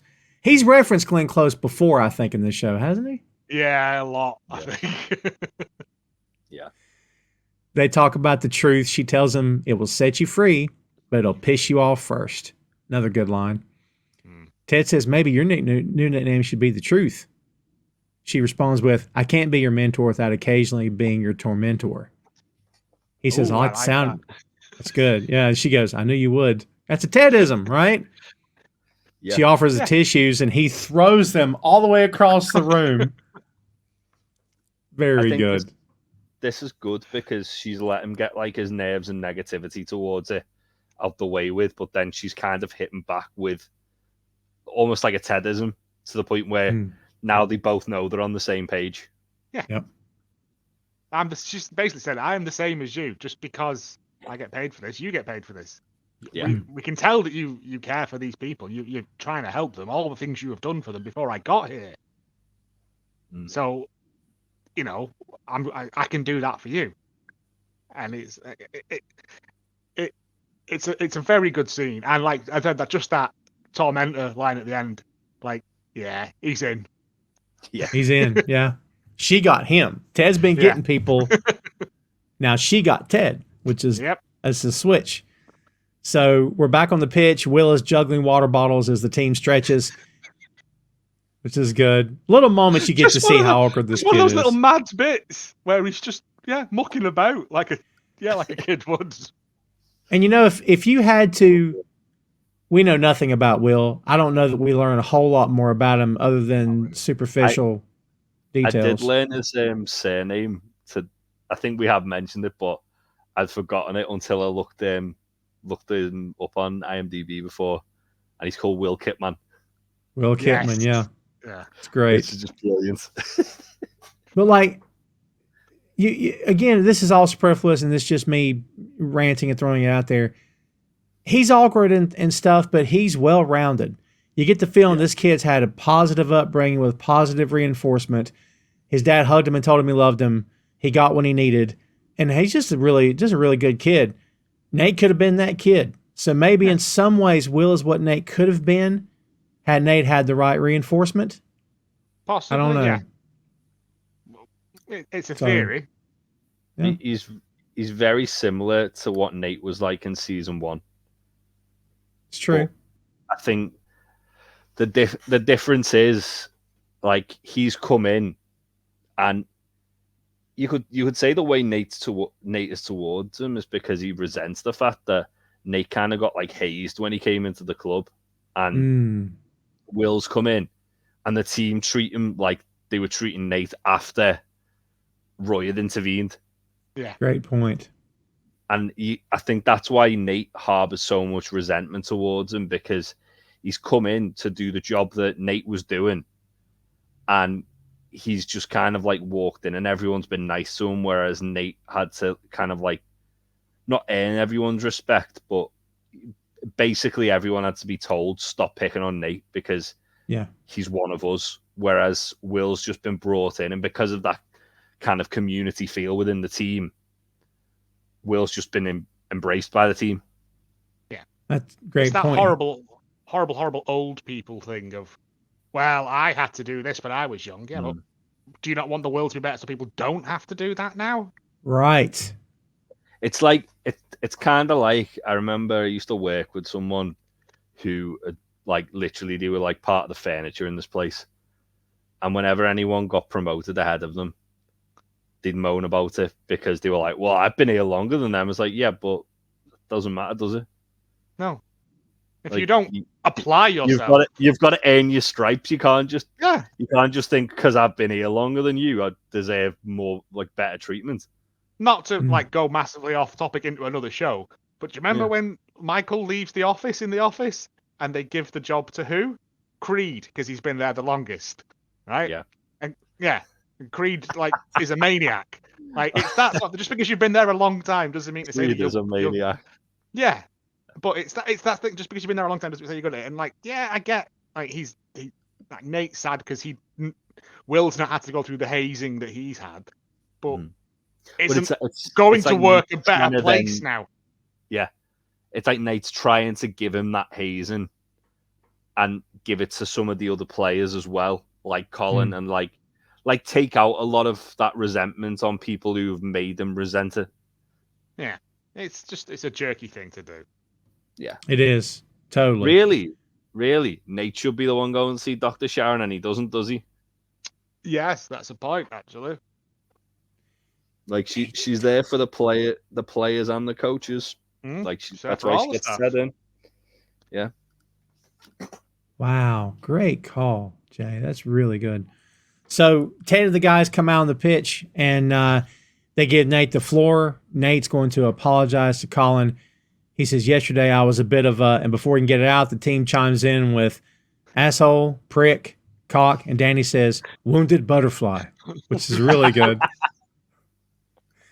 And Nate says, yes, okay, I was a cocky, prickish, wounded butterfly's asshole. And he offers his hand to Colin, and for a moment, Colin just looks at him and said he goes in for a hug, and the entire team jump in and hug this guy who has got, I mean, Nate's got rage in him. Like, it doesn't manifest itself as fighting or anything, but you can tell he's got, and all these guys are embracing him like he's one of their own, man. It's crazy. He's very, very much in this scene, though. He's humbled, isn't he? He is. And it shows like Colin's like one of the nicest guys in the team. Like, he's just a nice idiot. Yeah. Ted asks Beard, did I miss something? Beard just nods. And Ted says, is there anything I need to address? And Beard just shakes his head no. And they just leave it at that. It's so good. Yeah. So good. Ted says, like I always say, sometimes the best stew is the one you leave sitting on the stove overnight because you fell asleep watching Citizen Kane after too many beers. What? Bate just gives him a look like, okay, Yeah. that's Yeah. that's clearly come from somewhere. I love how sometimes, even though these guys have been together forever, you feel like that even Beard will just randomly give him a, like Yeah, he's that's not, a story I you've didn't not quite told get me. that. Yeah. Or I didn't quite, what exactly did that mean? Yeah. Yeah, that's really good. So Ted addresses the guys and he says, all right, fellas, here's the plan today. Peas and carrots are going with Coach Roy. Rest of you beef chunks are coming with me. Let's go to work. And they walk off and the team's like, what? What? And Nate's like, what? And Beard goes, starters with Roy, reserves with Coach. And as they're separating, you can barely hear Jamie say, just say that then, know what I mean? Which is awesome. So good. So they're running plays and Roy stops them. And this is probably the most aggressive Roy's been with Jamie in a while. But for the first time, Roy uses the whistle gimmick. Whistle! Oi! I said whistle! Whistle! Why not just blow? Isaac's like, why not just blow a whistle? And he's like, because I've told you, impure metals give me a rash. Oh my God. The more weird stuff we find out about Roy, he's allergic to impure metals. He's into dogging in one episode. Do you remember? I could never be that free. Yeah, like Right. These weird little caveats they put into his character. He's in a yoga class with old ladies. Yeah. Yeah. He's a very layered individual. He goes off on Jamie. It's aggressive too, or at least he is. Jamie, what the fuck were you doing? I mean, he's all spit and vinegar, right? And he says, Richard loses his man, gets in the box, and you run the other way? Jamie says, I was pulling my defender out of his path. Roy says, he's your teammate. He needs you to come to the ball and support him. You all got that? Respectfully, actually, it's respectfully, coach. That ain't what he needs from me. He needs me to give him space. And Roy goes, what did you say? Like he's, and but it's also, all the team go. Yeah. As soon as he does it. Well, except for Yanmas, who like comes in and goes, he's right, Roy. Yes. He's like, the best thing I could do in that situation is give him space. And when Jan says he's right, Jamie goes, yeah, I know. I learned it from Pep, which is nice. And then he says, you learned it from Cruyff, which is probably true. Yeah. I don't get this reference. What's this reference? So, Johan Cruyff, he was a Dutch footballer. He's the guy who invented total football, which we'll get to. So he was a Dutch footballer in the 70s. I think. Yeah. And then he went on to become an equally great manager. And he basically, his style of football pretty much inspired like the modern game today. Nice. A lot of the stuff like Man City play a lot of similar football to what he was playing in like the 90s as a manager. So yeah, that's what that is. So essentially, Pep Guardiola is an extremely good manager, probably one of the best managers in the world right now. But without Cruyff, he wouldn't have had that knowledge. What's fun is that Jamie corrects Jan's pronunciation of the name, and then Jan goes, okay, Englishman. Yeah. Like, it's so good. Jan's a bit of a smartass at times. Like, not only honest, but also, all right. That kind of thing. Did we not get more of the Cruyff stuff at some point? Maybe. Yeah. They'll mention it when they bring up Total Football, definitely. Yeah, because again, it's Jan Mas going, Cruyff. And they're going, yeah. Well, Jamie says... We say Cruyff, and it's actually Cruyff, I believe. Right, yeah. There you go. Yeah. But Jamie says, look. Like it would be Cruyff. Yeah, it's Cruijff. Cruyyff. Gotcha. Pronounce C. Yeah, gotcha. All right, gotcha. But yeah, you don't pronounce the U. Jamie says, look, whatever. The point is that Richard doesn't need me to crowd him. And since he's my teammate, I should trust him to do what's best, right? And Roy has an epiphany and connects the dots. Yep. And the only thing Roy can do to deal with anything is go, fuck! And he walks off mad. Stomps off. Jamie says, I didn't say nothing bad this time. It's great. That's the thing. Like, Jamie was completely right about everything. Yep. Which probably hurts Roy as well, to be honest. That's probably why Roy's more annoyed than anything, is that not only was Jamie right, but Jamie's the one who's pointed out like something else that he didn't know he was right about. Yep. For one of the first times we're starting to see emotional maturity from Jamie Tart. Yep. Holy Lord. Lord. It's one of the first times we're getting like a proper bit of back and forth with Roy and Jamie where they don't feel like they're just going to kill each other. Yeah. Jamie feels confident enough to stand up to him. Yeah. And say, well, no, you're wrong, actually. Yeah. This is the same Jamie as well, who earlier in the episode wanted his name bigger on the back of his shirt. Let's not, like, he is still a child, but we're getting there. Very much. Very much. Yeah. So the next bit in the locker room, this is when the guys give Nate the jersey, and on the back it's Wonder Kid, 2 words. Mm-hmm. And I still don't think any of them see the harm in this.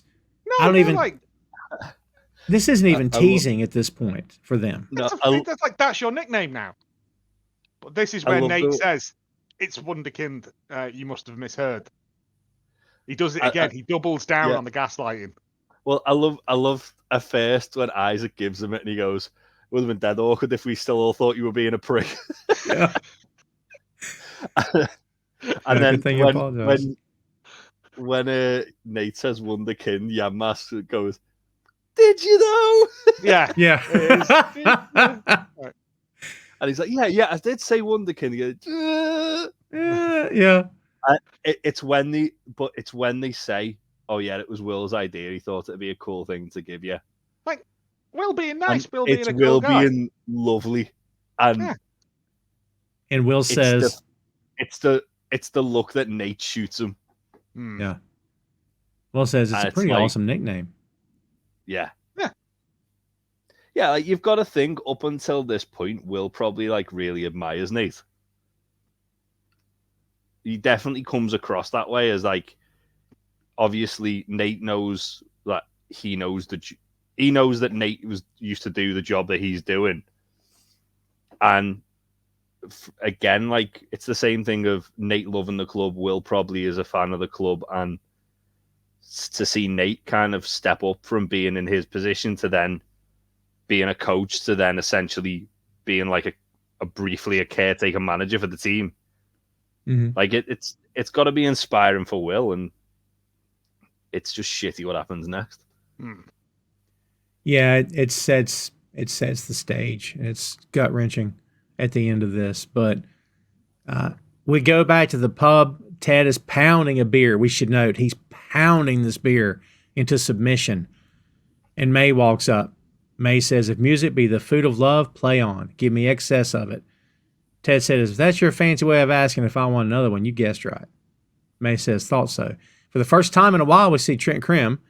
He's on his way out, but he spots Ted, and he comes back and speaks to him. I love Trent Krim. I love Trent. I forgot Trent was in this episode. I got so excited when you saw him. It's interesting, isn't it? Because obviously Trent's like, he's a little bit drunk. He looks like he's been on a date. And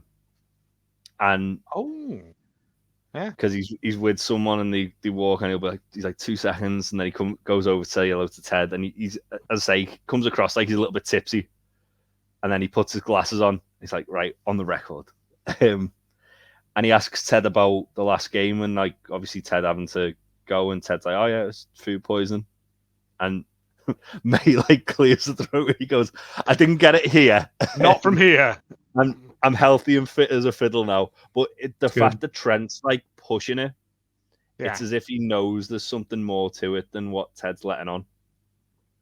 I think you're right. And I think the fact that Ted's like so deflective of it, it's almost like he's emotionally spent from like the therapy session he's had in the day, and he just wants to not really think about what has happened and put it behind him. And Ted is so honest, guys. Ted's honest with everybody. Ted doesn't work you. He doesn't lie. He doesn't. But Ted is smart enough to understand, if I tell the truth, this could hurt the club, and I can't do that. So it's actually a really good move. Yeah. Trent says, you had food poisoning, you're fit as a fiddle now. And Ted goes, exactamundo to Kimmy Matumbo. And Trent says, Love our chats. That's how he ends it. Which is good. I think there's obviously a little bit more to this scene than just like a throwaway bit. Yes. But at the time, it certainly feels like a throwaway bit. But obviously, it is setting up setting the scene for what kind of comes in season 3 with Trent, which is cool. Yes. It does. I picked up on that as well. Absolutely picked up on that. Yeah. Because it could have been construed as, well, it's just a friend. Nah, well, maybe not. I mean, Trent's off the clock. He's not in journalist mode. Exactly. He goes over to say hello to Ted first as a friend. Yeah. Mm-hmm. And then he kind of goes into journalist mode to try and get a scoop. And Ted's just like, all right, here we go. And I think Ted's cautious because he doesn't want to talk about that. But I think given like the previous stuff that Trent's written about him, Ted's a lot more kind of like forthcoming than he would have been with anybody else. Yeah, they've got a good working relationship. They've got a good rapport, haven't they? Yeah. I mean, he got Trent so early in this show. He got him in season 1. And Trent Krim, who's a journalist, probably been a journalist for 30 years or 25, or whatever the number is. Like, seen everything, been lied to, has written about lies, has written about scandals, you know what I mean? Knows when he's getting worked. His defense is always up. He's got a bit of an edge to him. And here's this guy with no ulterior motive, no agenda. He's as real as they come. I think the human side of Trent immediately got attracted to that and said, "Oh, this is awesome." You know what I mean? Like the thing is as well, if like Trent's been covering like as like a lot of sports journalists, they usually kind of get bundled into like that regional area, or with London, it'll be like a specific club or 2 specific clubs. And from his point of view, covering Richmond prior to Ted, he's probably got so cynical and jaded by the fact that it's the same old shit, just a club trying to stay in the league or yo-yoing up between like 2 leagues. No real like goals, no real kind of like excitement about it. And then Ted's come in like a breath of fresh air, and it's probably like made him like kind of fall back in love with what he's covering. It's true. In a way. Well said. Yeah. Yeah. I mean, as they've got, I'll just say this before we move on, but they've got kind of a bromance to a certain degree, and you really see it in season 3. Like, it really manifests itself. I love it. I'm here for it. I'm a sucker for that stuff. This next bit we get, Keely is coming home. She sees a bag at the bottom of the stairs and assumes the worst. And I think we probably all did. Maybe. Of course, you see Roy have that epiphany on the pitch, so you don't know what he's doing. It could have been, I'm going to leave for a bit. I love you and I'm sorry. But he didn't do that. She goes upstairs. He's drawn her a bath. There's candles. There's rose petals. There's music. I mean, it's, yeah. Rose petals from her neighbour's garden, which I've shredded, he says. Yeah. Yes, ripped them to shreds. Ripped them to shreds. That's Phoebe's life. Phoebe's life. I'll need that back though after. I'm gonna have to give that back, or I'm gonna get it in the neck, which is a great line. Yeah, and then like he just like puts her in the bath. He's like, you're not gonna see me for at least 3 hours. He gave her a foot scrubber too, by the way. We can't forget that bit. Because she's got gross feet. I love that he says, "You've got gross feet," just like I leave all that hair, and it was like there was a dead rat in there. He does this gesture in the most Roy way possible, doesn't he? Yeah, it's nice. Like it's very nice. I love the way the playlist's called. Roy's fucked up and not give Keely enough space or something like that. Roy's sorry for not understanding Keely playlist, which is great. Yeah. Guys, it's great. And you suspect Roy's never done this in his life for a woman.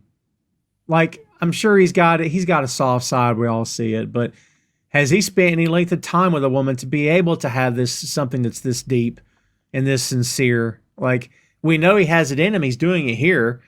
But like you suspect, as we've seen before, one night stands and quick relationships because he's a famous footballer and it's quick and we're done.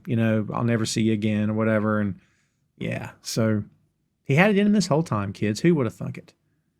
She kisses him and thanks him. The yoga mums, hasn't he? That's right. Yeah. Oh, and they're bringing that side out in him too. Yeah. Yeah, could be. Could have found cultivating it. Yeah. This is the spot we've been dreading. This is. I think this might be worse than what he did to Colin. Colin's a grown man. Colin's probably seen and heard a lot worse than that.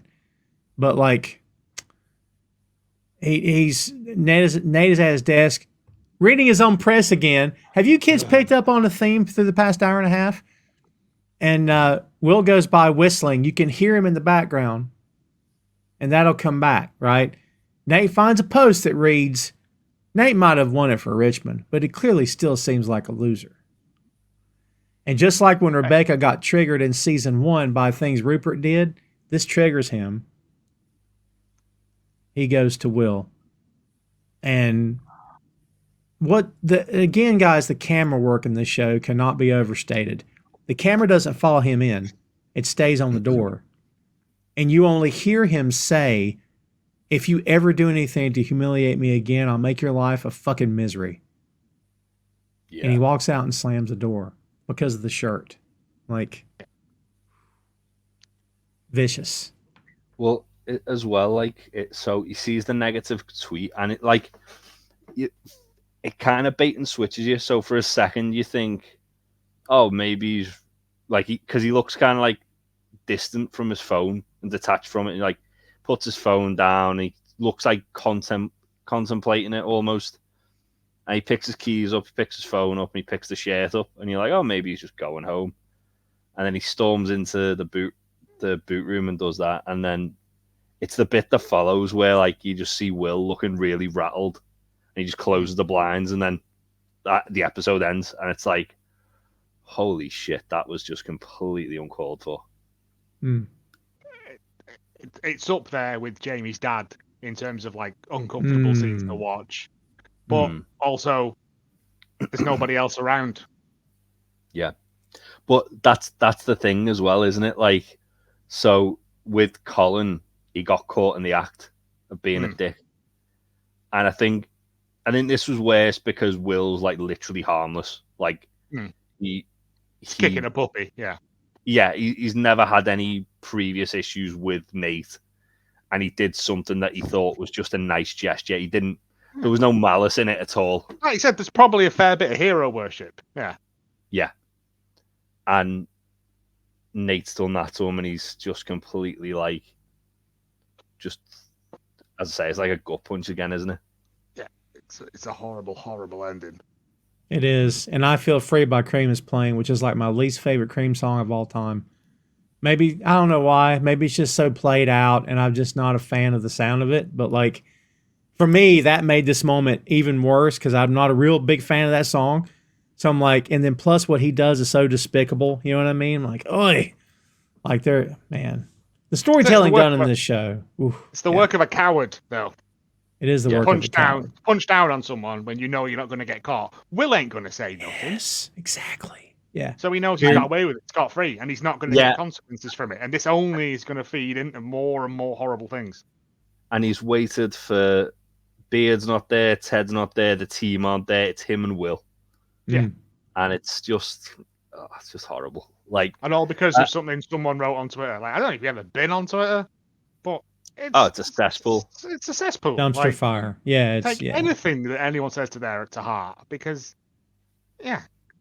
But he's for the past week been, like you said, blowing smoke up his own ass, believing his own hype, huffing his own farts.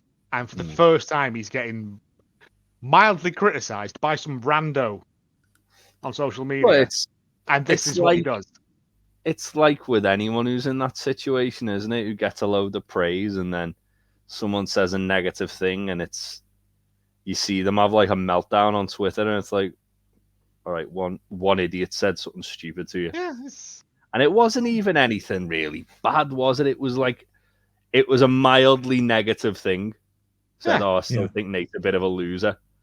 And it's because Nate doesn't want people looking at him like they used to look at him, that he's just erupted on the first person he's seen who he knows he can get away with doing it to. Yeah, he wouldn't have done it to anyone else. He wouldn't have done it to Colin, because Colin would have stood his ground, I think, now. Because Colin, like, you know, he's done it to the one person he knows he can get away with. Well, I think Colin obviously knows that Beard's probably seen it and intervened. Also, Colin's a player, like, he's protected to an extent. But yeah, it's a truly despicable act. Still kind of Nate abusing his authority, because he'd have a level of authority over the player as a coach. Yeah, but like I said, when they gave him the shirt, it said it would have been difficult if you were still being an asshole. Like, the whole team would have treated him differently. But he apologized, he accepted him back. Everyone makes mistakes, you know what I mean? Yeah. Like, but he knows that Will isn't going to do anything, and he's got away with it. It's a heinous act. And I don't know if this is the case where you guys are in the world, but over here, players can absolutely get coaches kicked out. It happens all the time. All the time. And Nate's not even the head coach here. Like, so if they wanted to be vindictive, four of them at one time could have went to Ted and said, we're not playing.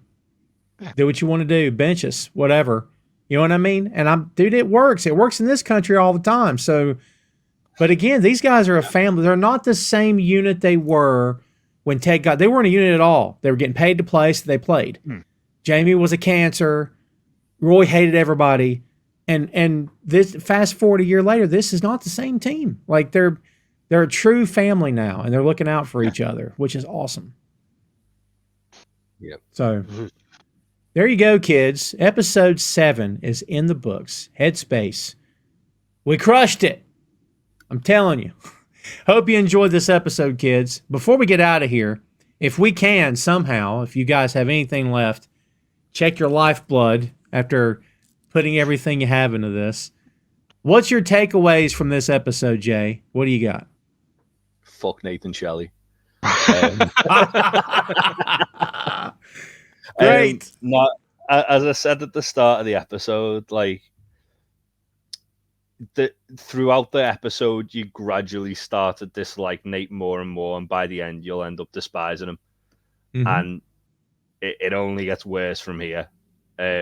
This was for me both times. Like, this was kind of like my sort of breaking point with Nate, where I was like, all right, no, he's gone too far now. He's a piece of shit. You need to bring it down a couple of pegs. I think there's a lot of, as well as obviously what's going on with Nate, and that's kind of like the big thing in the series right now, isn't it? There's a lot of interesting, like, smaller cogs moving, as we kind of touched on with, like, the training thing with Roy and Jamie, where they're a bit more like on the same, not on the same page, but a bit more level pegging with one another, and a bit more kind of like back and forth. It's good to see Trent back, albeit briefly, because we hadn't seen him for a good couple of episodes, had we? No, of a long time. Yeah. I think it might have actually been the first episode we hadn't seen until. But all in all, it definitely felt like kind of the sort of the fallout of the last episode was felt very much in this one, but it still didn't kind of slow down. Yeah, well said. What do you think, Joe? Yeah, it's if last episode was the explosion, this is the debris hitting the ground. We've got, like, Ted in a good place now. He's in therapy. He's sort of dealing with his problems. But then at the opposite end of that spectrum, by the end of this episode, Nate is too far gone to redeem, I think. Like, that last bit with it only being Will there, like, it feels like a calculated move. Like, he was, as soon as he got that shirt, he waited and just waited and waited and waited until he was the last one, and then because he knew he could get away with it. And, like, that's the work of a sociopath. That's the work of someone who has plotted that out just to get that little bit of power and control over someone. And it's Will. Like, what control is there to have over him? Nothing. But this is where this I think is where Nate reaches that tipping point, and he's well over the crevasse into the valley of knobheads. That's a book. Do they read the book on the show, The Valley of the Knobheads? I like to read that. I think that's the new Indiana Jones one. Is it Indiana Jones and the Valley of Knobheads? Yeah, it's the spin-off they did where it wasn't Harrison Ford, it was just Shia LaBeouf. Oh, boo. Sorry. Yeah. Excuse me, actual cannibal Shia LaBeouf. Call him by his full name. Yes. It's French. It's French for shave the beef. It is. It's not. We would have fell for that. I fell for it the moment you said it. I'm like, oh, is it really? Yeah. LaBeouf is the beef, though, isn't it? Yeah, well, it's the beef, but Shia is just not everything is a name. It's a noise, isn't it? It's a noise you make to get cats to come towards you. Yeah. Well, we'll end on that, kids. Thanks so much for checking us out. We appreciate your time. Thank you for sharing the show, for downloading, for subscribing, for following us on all the major podcast platforms, for following us on socials. Remember, at Two Nations Pod, if you don't want to do the work, you don't want so many hours in the day, what are we going to do? Give you a list of stuff to go follow? We used to do that. Not anymore. BoinkStudios.com. B-O-I-N-K, BoinkStudios.com. Every link you could ever hope to find for this show is on that website. The links to these two gentlemen's podcasts is there as well, and to my other two shows on top of that. Everything you want. And remember, none of our content is, and that includes these two guys you see before you, none of our content's behind a paywall. All right? And even if we were in a position to do that, I don't want to do that. You know what I mean? I don't know about any of the rest of you guys. When I see a podcast that you pay for, I'm out. I'm moving to the next one. I'm not interested. You know what I mean? I do this for the love of it. These guys do too. And hopefully you guys have loved what you've seen and heard so far. Thanks for sticking with us. We appreciate you very much. Stay tuned for episode 8. It's on the way. Until then, for Joe and Jay, I'm Tom. See you next time, kids.